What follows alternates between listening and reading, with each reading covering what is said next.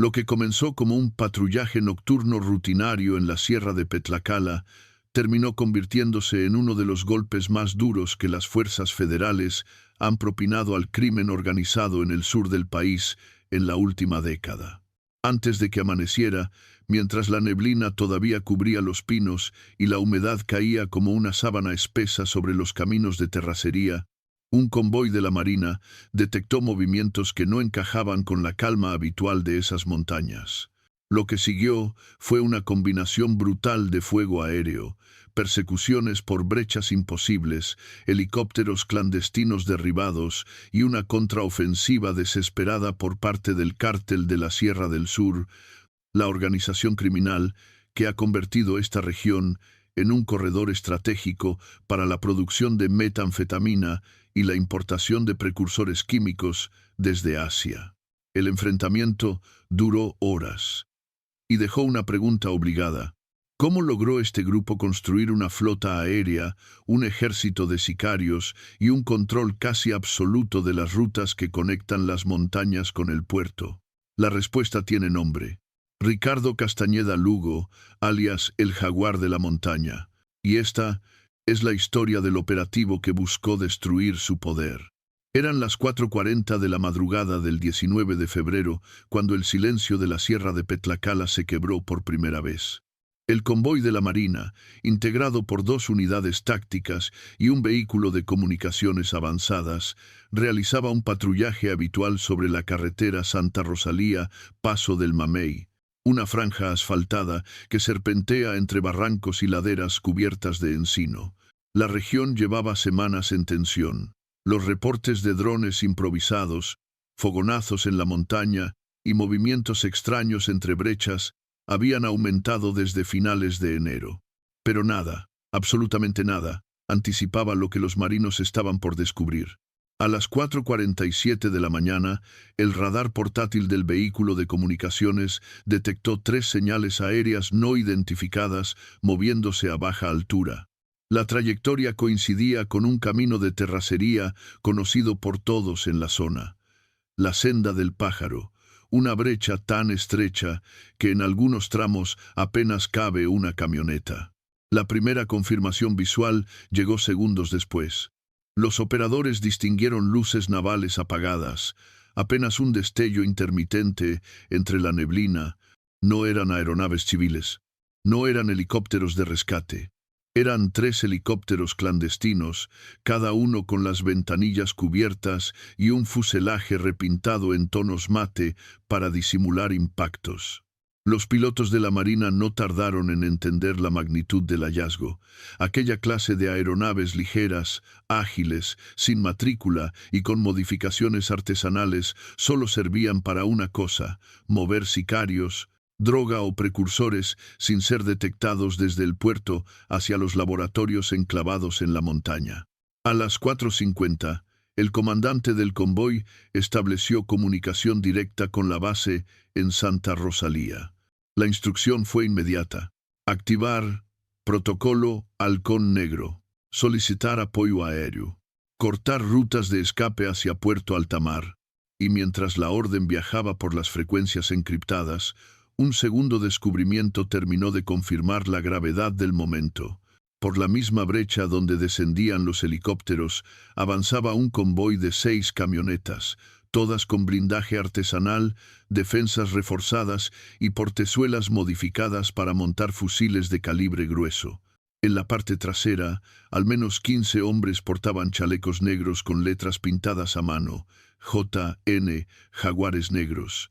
La noche dejó de ser noche, la montaña dejó de ser silencio.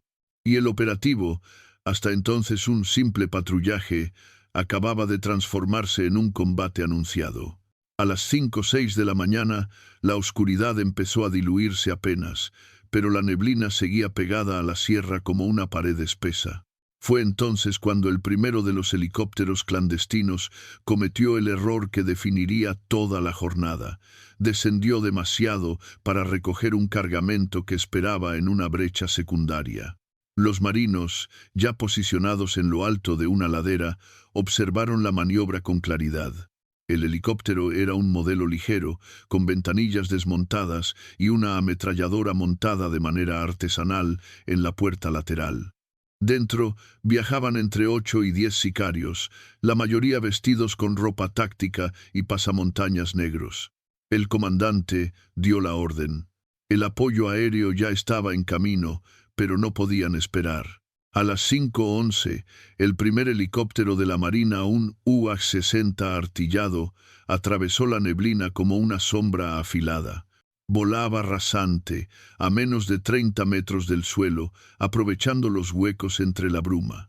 En segundos, tomó una posición dominante sobre el valle estrecho, donde los aparatos clandestinos intentaban operar. El impacto psicológico fue inmediato. Los pilotos del cártel intentaron ganar altura, pero el terreno montañoso no les daba margen. Uno de ellos inclinó demasiado la aeronave hacia la ladera en un intento desesperado por esconderse entre los árboles. Los sicarios abrieron fuego primero. Ráfagas largas, desordenadas, sin control, buscando saturar cualquier silueta. La respuesta de la Marina fue completamente distinta. Precisión quirúrgica. Desde el UH-60, la ametralladora calibre 50 soltó una secuencia de disparos cortos, calculados, dirigiéndose directamente al fuselaje y al motor del helicóptero criminal. A las 5:13, el rotor delantero de la aeronave clandestina se detuvo. El sonido metálico que siguió un golpe seco, el chillido de las aspas perdiendo tracción, retumbó en toda la cañada. El helicóptero cayó con violencia, girando sobre sí mismo, hasta estrellarse contra un claro fangoso. El impacto levantó una nube de lodo, ramas y pedazos de fuselaje. 2 ocupantes trataron de salir entre los restos, arrastrándose, pero los jaguares negros que estaban en la brecha corrieron a cubrirlos, disparando hacia donde creían que estaba el helicóptero de la Marina. Fue inútil. El UH-60 ya había cambiado de posición, tomando altura mientras un segundo helicóptero federal llegaba para cerrar el cerco. A las 5:19, la segunda aeronave clandestina intentó huir hacia el sur, siguiendo el cauce de un arroyo seco. Pero su maniobra era demasiado predecible. El helicóptero de la Marina lo interceptó desde un flanco alto, disparando una ráfaga que perforó el rotor de cola. Sin control, la aeronave comenzó a girar en espiral, como una peonza negra contra el gris azul de la madrugada. El estruendo del impacto se escuchó hasta Tlacotepec Viejo, a casi 4 kilómetros. Para el cártel, aquello ya no era un traslado rutinario. Era un desastre táctico. Y lo peor, estaba apenas comenzando. Mientras los helicópteros clandestinos caían uno tras otro, la tensión en el suelo se disparó. Los jaguares negros, que viajaban en el convoy de 6 camionetas con blindaje artesanal, entendieron que la operación aérea se había derrumbado por completo. Su única opción era abrirse paso por las brechas antes de que la Marina cerrara el cerco. A las 5:32 de la mañana, el convoy aceleró sobre la terracería principal. Las 6 camionetas todas levantadas, reforzadas con placas soldadas y con portezuelas recortadas para disparar desde dentro, levantaban nubes densas de polvo que se mezclaban con la neblina matinal. En las cajas, los sicarios se movían nerviosos, gritando órdenes, cargando fusiles y buscando a los marinos entre las sombras de los pinos. Pero los federales ya estaban preparados. Las unidades que patrullaban desde horas antes habían tomado posiciones estratégicas en 2 puntos clave, la curva conocida como el Ojo del Venado y el tramo estrecho de la Loma del Encino, donde la brecha se angosta tanto que 2 vehículos no pueden cruzarse sin maniobrar. La primera camioneta del convoy entró directa al punto de mira de los marinos. Un francotirador disparó hacia las llantas delanteras, buscando detener el vehículo sin entrar en un intercambio prolongado. El tiro fue exacto. La llanta derecha estalló con un golpe seco. El peso del blindaje artesanal hizo el resto. La camioneta perdió estabilidad, se ladeó y terminó volcada en una zanja al costado del camino. Los sicarios que lograron salir fueron recibidos por fuego controlado desde la colina.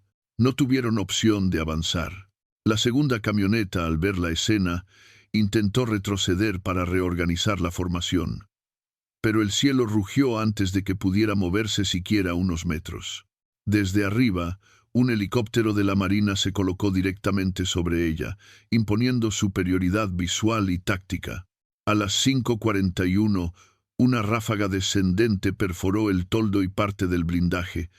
Las balas atravesaron la lámina artesanal como si fuera papel húmedo. El motor se incendió y los sicarios que iban dentro quedaron atrapados entre humo, calor y gritos ahogados.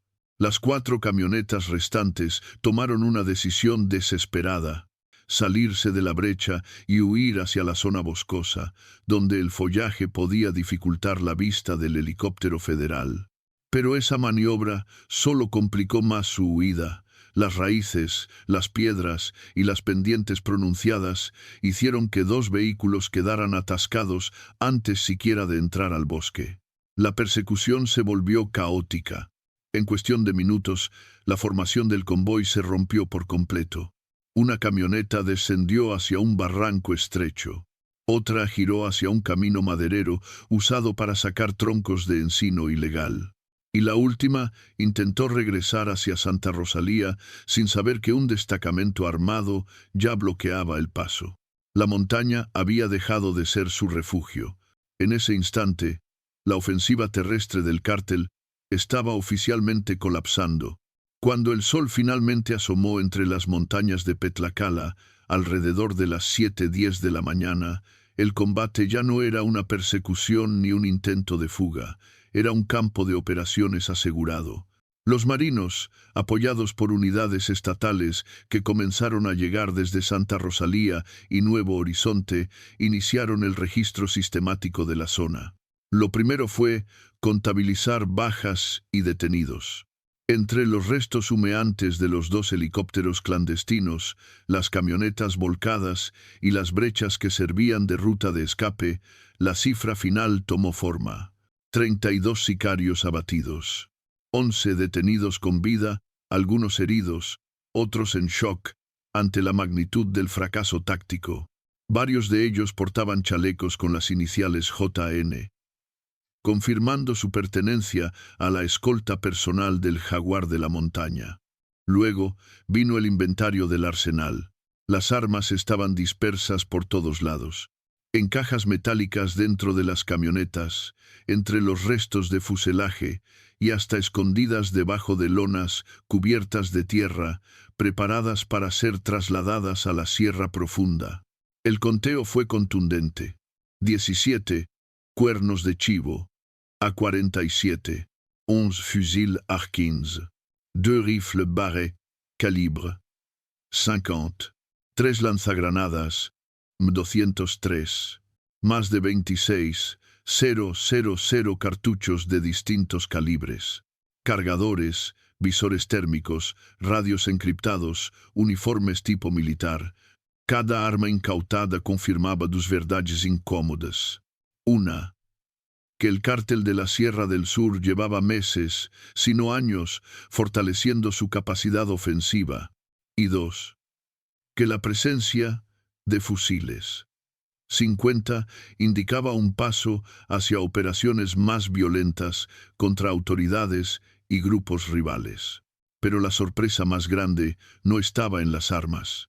Estaba en las sustancias aseguradas. Entre vehículos, helicópteros y escondites improvisados, los marinos encontraron 188 kilogramos de metanfetamina cristalizada, 74 kilogramos de cocaína, 39 kilogramos de fentanilo, listo para distribución, 420 litros de precursores químicos. El valor en el mercado negro era multimillonario, pero lo más delicado era el fentanilo. La droga que ha disparado las muertes por sobredosis en Estados Unidos durante los últimos años había estado pasando por estas montañas sin que nadie lo supiera con certeza. Además del dinero y las armas, se aseguraron 6 camionetas con blindaje artesanal, 1 narcogrúa, utilizada para mover helicópteros ligeros en brechas remotas. Documentos y notebooks que podrían contener rutas, pagos y nombres clave. Chalecos balísticos con las siglas CSS y jaguares negros. Para los expertos en seguridad, una cosa quedaba clara. Lo que se desmontó esa mañana no era un simple traslado. Era un nodo logístico completo del cártel, un engranaje entre Puerto Altamar y los laboratorios ocultos en la sierra. Y sin embargo, la violencia del día todavía no alcanzaba su punto más alto. Lo que vendría después sacudiría a 14 municipios. Mientras los marinos aseguraban la zona del enfrentamiento, la reacción del cártel de la Sierra del Sur no tardó en aparecer. Para las 8:20 de la mañana, cuando la noticia del operativo ya corría por radios clandestinos y mensajería encriptada, las células urbanas del cártel comenzaron a moverse en varios municipios a la vez. Fue una respuesta desesperada, pero también calculada. Paralizar la región para impedir el avance de las fuerzas federales y distraer la atención del golpe recibido en la sierra. Los primeros reportes llegaron de Paso del Mamey.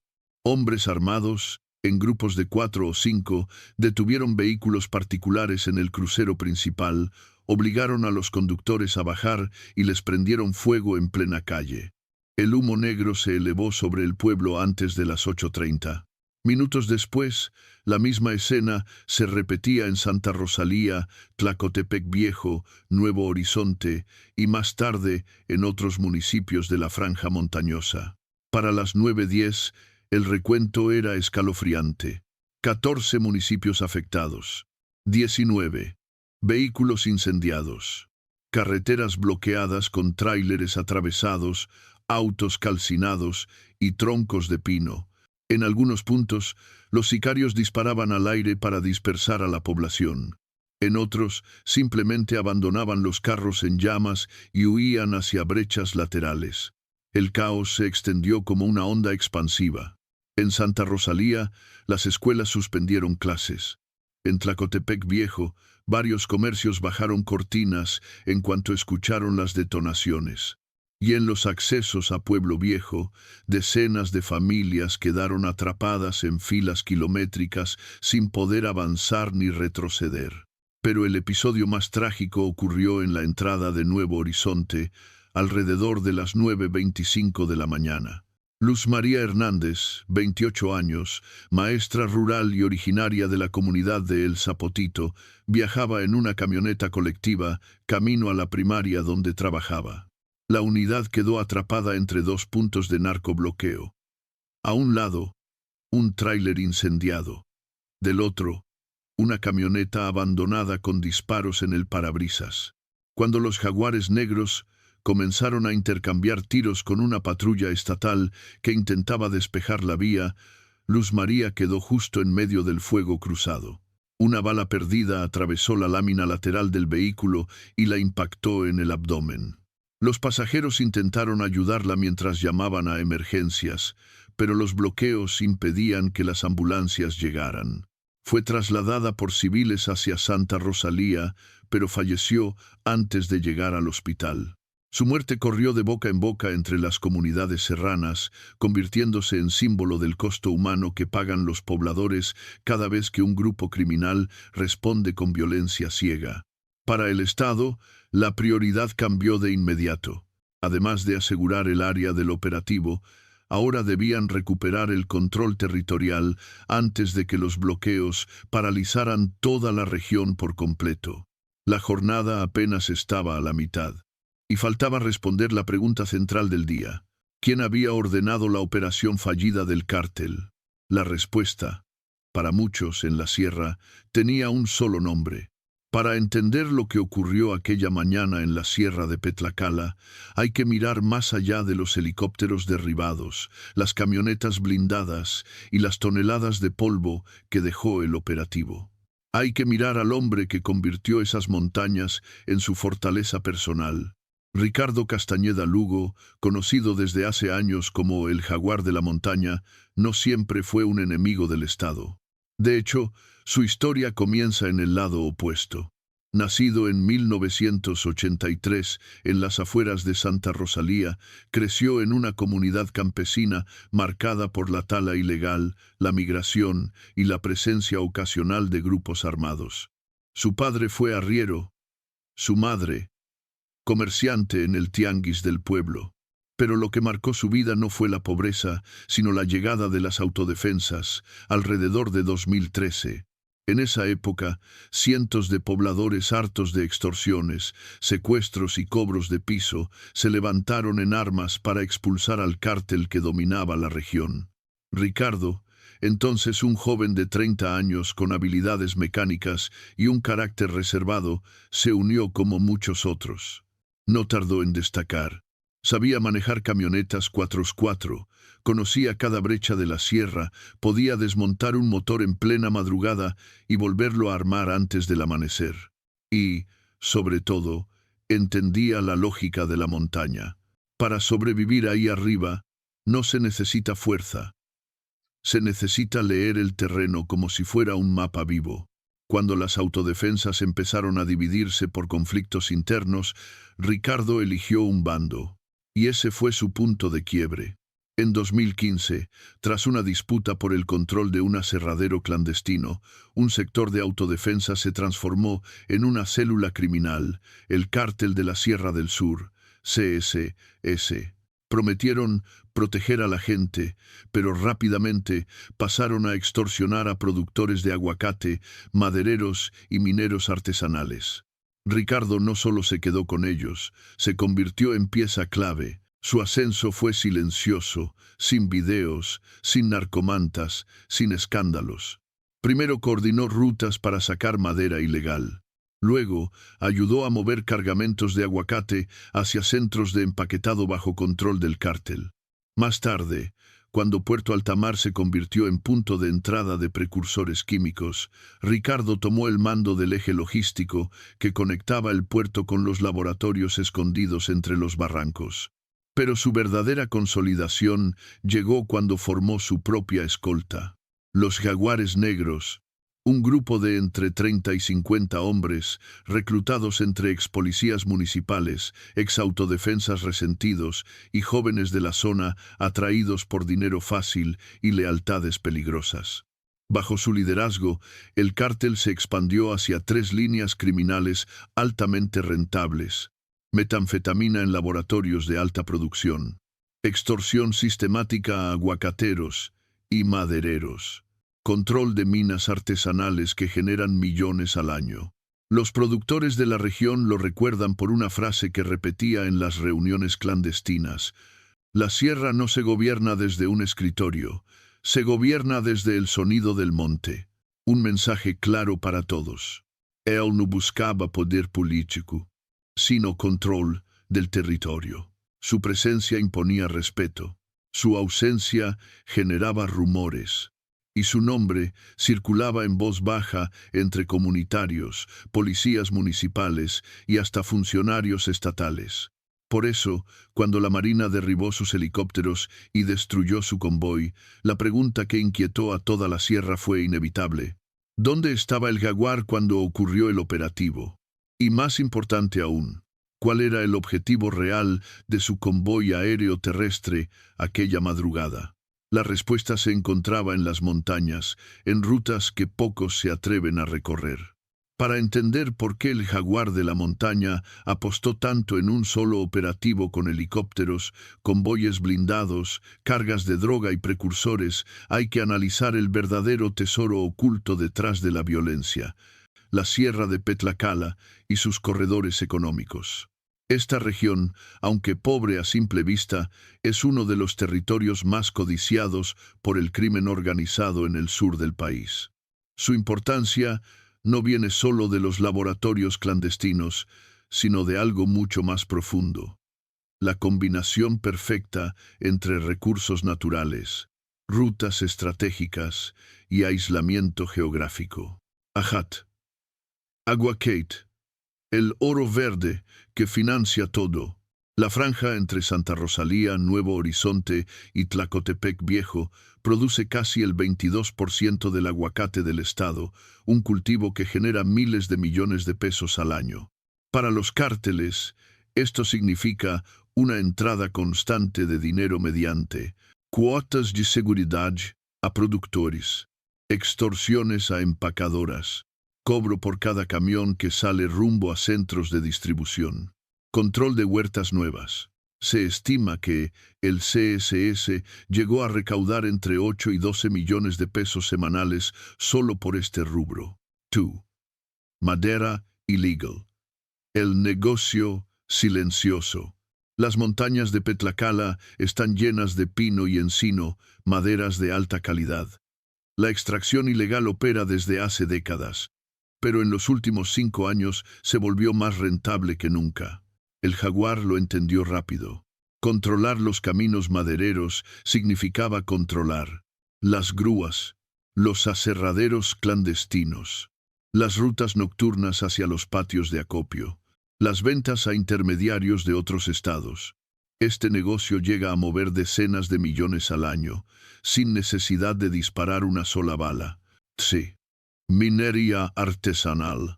El dinero. Bayo. La tierra. En la zona existen yacimientos dispersos de oro y otros minerales, explotados por cooperativas pequeñas. Estas cooperativas, sin protección estatal, se volvieron blanco fácil para el CSS, que cobra derecho de excavación y controla la compra y traslado del mineral. El oro compacto, fácil de mover, fácil de ocultar, es perfecto para financiar armas y nóminas del cártel. 4. El factor clave, el puerto alta mar. Lo que vuelve este territorio realmente invaluable no son los recursos en sí, sino su conexión con un punto específico del mapa, el puerto alta mar. Desde ahí entran precursores provenientes de Asia, equipos químicos, sustancias base para metanfetamina y fentanilo, maquinaria para laboratorios, y desde ahí salen cargas camufladas en contenedores, exportaciones hacia la costa norte del país, envíos coordinados para ingresar por rutas marítimas a Centroamérica. El jaguar había convertido la carretera Altamar-Santa Rosalía en el eje principal de sus operaciones. Pech. Geografía. Su escudo natural, la Sierra de Petlacala, tiene algo que todos los estrategas criminales valoran: brechas que parecen laberintos, barrancos imposibles de cruzar, niebla constante, señal telefónica intermitente, comunidades que sobreviven aisladas. Para las autoridades, entrar es difícil. Para un cártel que conoce el terreno desde niño, es perfecto. Por eso, cuando los helicópteros de la Marina aparecieron esa madrugada, la estructura criminal del Jaguar sufrió un golpe que fue mucho más allá de un simple decomiso. Se fracturó el corredor que sostenía su economía completa. Y el Estado lo sabía. Por eso, lo que vino después no fue casualidad. Un giro político y operativo que llevaba semanas preparándose. El operativo Halcón Negro no ocurrió en un vacío. La madrugada del 19 de febrero fue simplemente el punto donde convergieron tensiones políticas, decisiones estratégicas y un reacomodo interno del Estado que llevaba semanas gestándose en silencio. 1. El asesinato que encendió las alarmas. Todo comenzó 2 semanas antes, cuando el alcalde de Santa Rosalía, Hilario Mendoza Rivas, fue emboscado en la carretera rumbo a su rancho. El ataque, atribuido al cártel de la Sierra del Sur, dejó en claro algo que muchos sospechaban. El jaguar ya no solo quería controlar la economía, quería controlar a quienes toman decisiones. La muerte del alcalde obligó al gobierno estatal y federal a replantear la estrategia. Cualquier tregua tácita se había roto. 2. El nuevo secretario, Marcos Torres Balbuena. 3 días después del asesinato, el gobernador anunció un cambio que pocos vieron venir. Marcos Torres Balbuena fue nombrado nuevo secretario de Seguridad Pública Estatal, excomandante militar, experto en inteligencia y con experiencia directa en operaciones contra grupos armados en zonas rurales, Torres Balbuena llegaba con un mensaje claro. El control territorial no se negocia, se recupera. Su historial lo avalaba. Había participado en operativos de alto impacto en estados vecinos y tenía una relación fluida con la Marina y la Guardia Nacional. Para muchos, dentro del Estado, su nombramiento significaba una cosa. El gobierno estaba listo para escalar. 3. El plan Guerrero Seguro 2025. El anuncio oficial se hizo 4 días antes del operativo. A primera vista, parecía un programa más. Despliegues mixtos, patrullaje reforzado, vigilancia aérea, pero entre líneas, los analistas vieron algo distinto.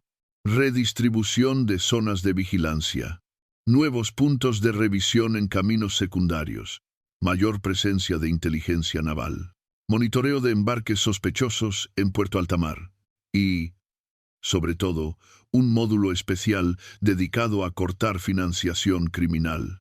Todo apuntaba a una sola dirección. El gobierno había decidido asfixiar la estructura económica del Jaguar. 4. El movimiento final. Inteligencia y momento. Las autoridades no confirmaron detalles, pero fuentes internas coinciden en 2 hechos clave. La Marina había interceptado mensajes encriptados donde se mencionaba un traslado grande hacia los laboratorios de la montaña. Un informante local reveló la fecha aproximada en la que los helicópteros clandestinos saldrían de una pista improvisada cerca de Puerto Altamar. Con esa información, Torres Balbuena coordinó directamente con mandos navales el operativo. No se trató de un despliegue improvisado.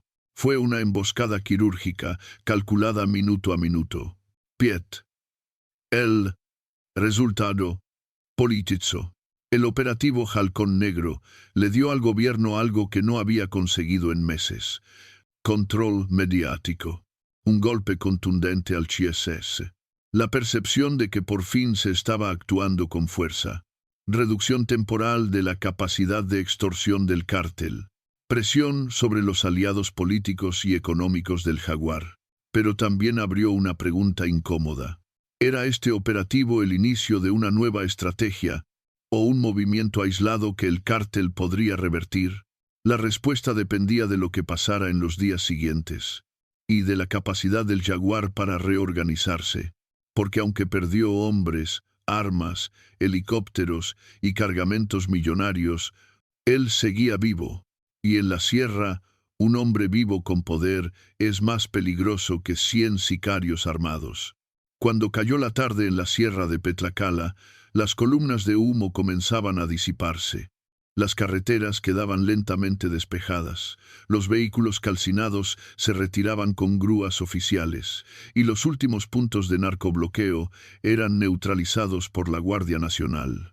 En apariencia, el Estado había recuperado el control, pero debajo de esa calma frágil seguía latiendo una realidad compleja. 1. Esperanza en las comunidades.